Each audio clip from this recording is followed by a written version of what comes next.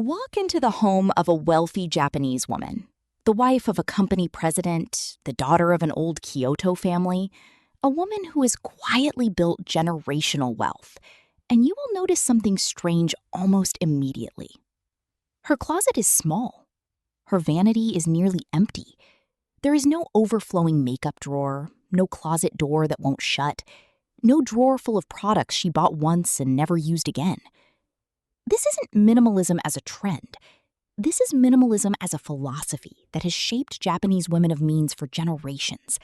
A set of unspoken rules about what belongs in a woman's most private spaces and what does not.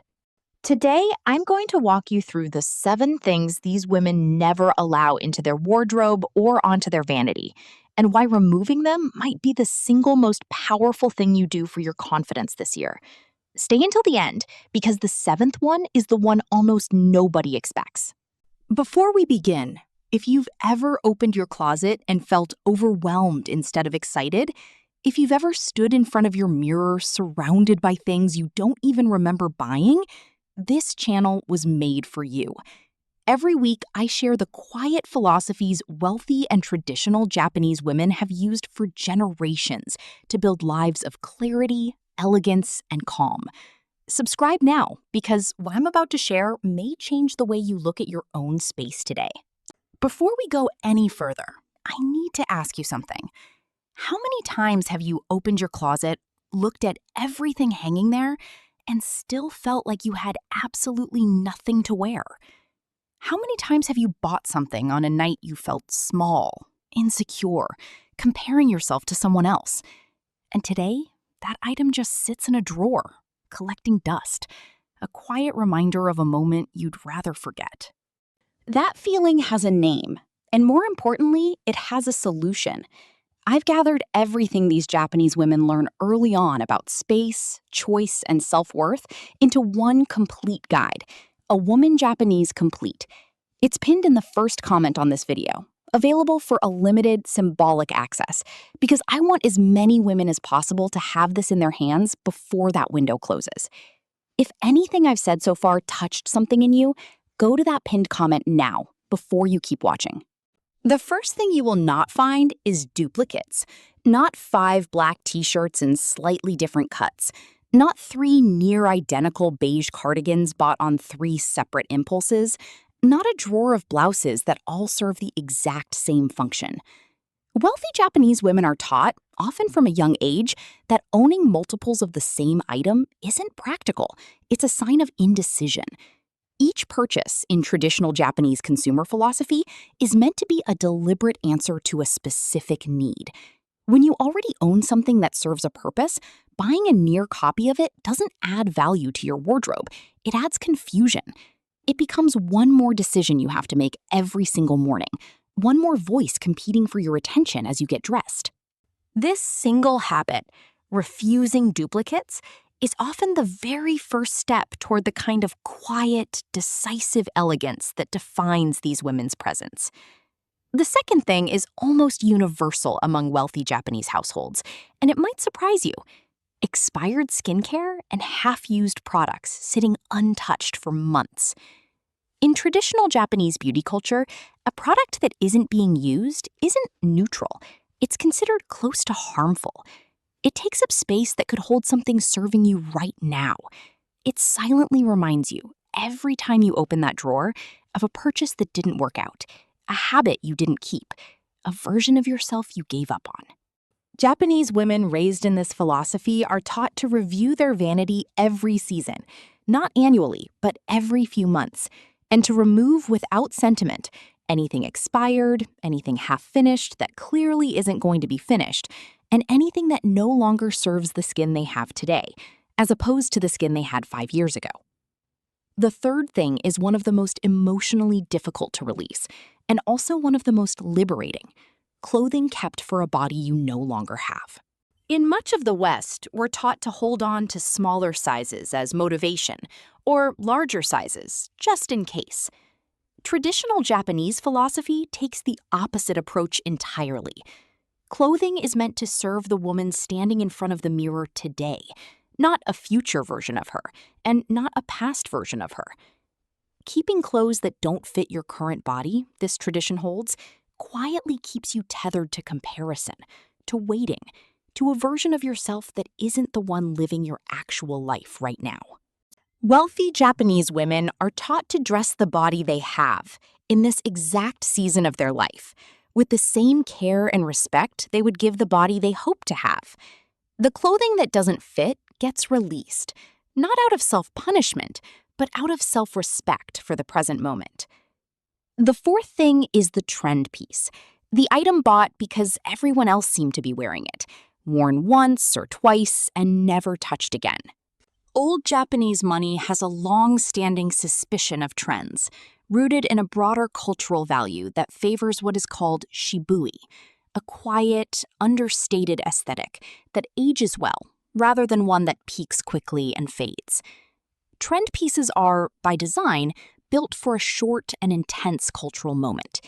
They photograph well for a season and feel dated the next. Wealthy Japanese women are raised to ask a simple question before any purchase. Will I still want this in 5 years? If the honest answer is no, the item never makes it into the wardrobe in the first place. This single question, quietly asked before every purchase, is one of the most powerful filters separating cluttered, reactive wardrobes from calm, intentional ones. If anything I've described so far feels uncomfortably familiar, if you've ever opened your closet and felt a quiet wave of overwhelm instead of joy, if you've ever caught yourself getting dressed while thinking, nothing in here feels like me anymore, I want you to know this feeling has a way out, and it isn't about buying more. I put together everything I know about this philosophy, the full wardrobe principles, the vanity rituals, the mindset behind how these women build spaces of calm and confidence, into one complete guide, A Woman Japanese Complete. It's pinned in the first comment below this video, available for a limited, symbolic access while the window is still open. If any part of today's video touched something in you, go read that comment now, before it closes. The fifth thing is one almost nobody thinks about, a poorly lit mirror. In traditional Japanese homes, especially those with generational wealth, the vanity mirror is treated with unusual seriousness, because a poorly lit mirror doesn't just distort how you see yourself in the moment. Over months and years, it quietly distorts how you see yourself in general. Harsh overhead lighting or dim, warm bulbs that hide true skin tone create a subtly false reflection every single day, one that either exaggerates flaws that aren't really there or hides issues that actually need attention. Wealthy Japanese women are often taught to invest, early, in proper, neutral, diffused lighting around a mirror, not out of vanity, but because an honest reflection, seen clearly and consistently, is considered a form of self-respect. You cannot care properly for what you cannot see accurately. The sixth thing is accumulated jewelry and accessories that carry no meaning, pieces bought on impulse, worn once, then forgotten in a drawer. In traditional Japanese culture, jewelry historically was not accumulated the way it often is in the West. A woman of means would own a small number of pieces, often inherited, each carrying a story. A grandmother's ring, a mother's hairpin, a piece purchased to mark a specific, significant occasion. The value was never in quantity, it was in meaning. This philosophy stands in sharp contrast to drawers full of costume jewelry, bought for a specific outfit and never worn again. Wealthy Japanese women are taught to ask before adding any accessory to their collection, does this carry a story, or is it simply filling space? If it's the latter, it doesn't stay. And now, the seventh thing, the one I promised you at the very beginning, and the one that ties every other principle together.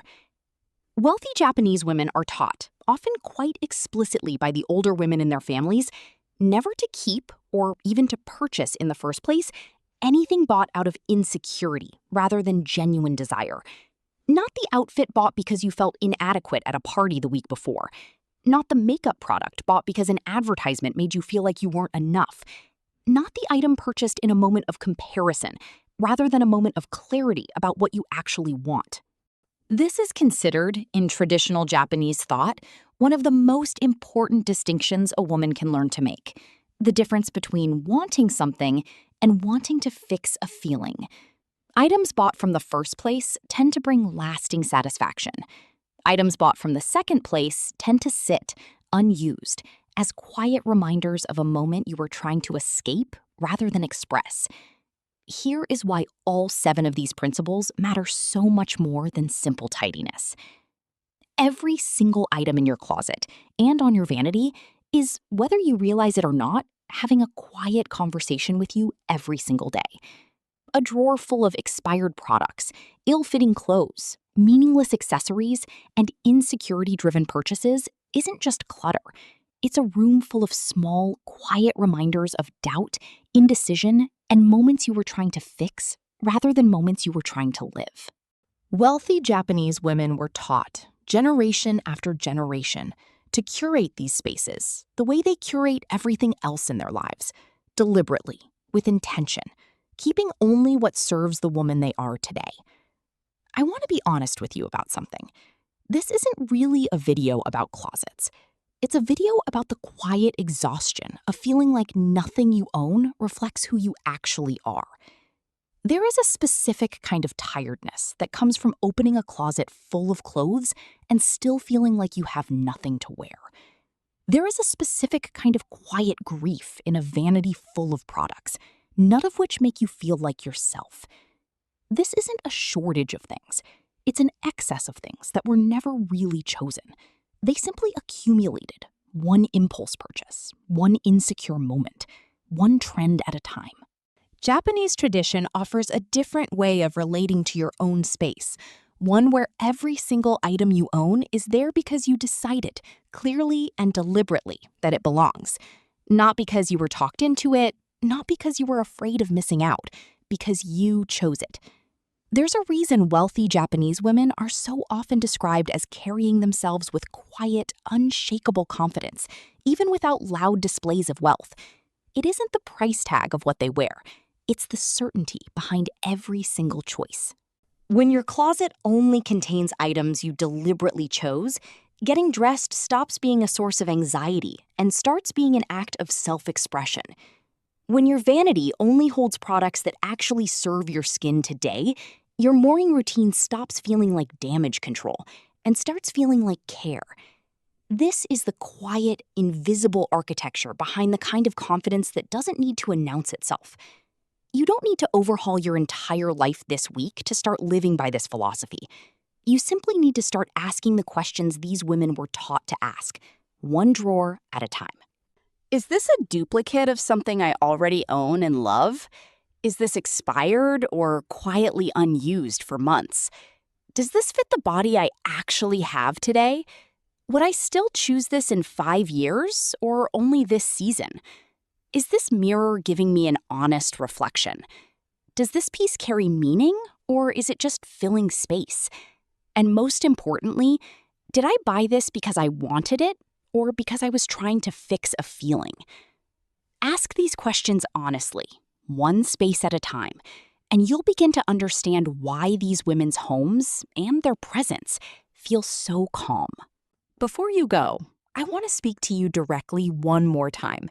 If today's video made you look at your own closet a little differently, if even one of these 7 things felt uncomfortably familiar, please don't let this be a video you simply nod along to and forget. This is exactly why I created A Woman Japanese Complete.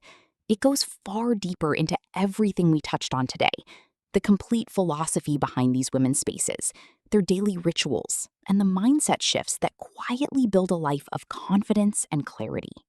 It's in the pinned comment below this video right now, available for a limited time. I built it because I don't want you to have to piece this together the way I did. I want you to have the complete picture in one place so you can begin today. Go take a look while it's still there. A wardrobe and a vanity are never really just about clothes and products. They are quiet mirrors of how we feel about ourselves. The women we've talked about today didn't build calm, confident lives by acquiring more. They built them by learning, generation after generation, exactly what did not deserve a place in their most private spaces. You deserve that same clarity, starting with the very next drawer you open. If this video resonated with you, subscribe. And I'll see you in the next one, where we uncover another quiet philosophy the modern world left behind.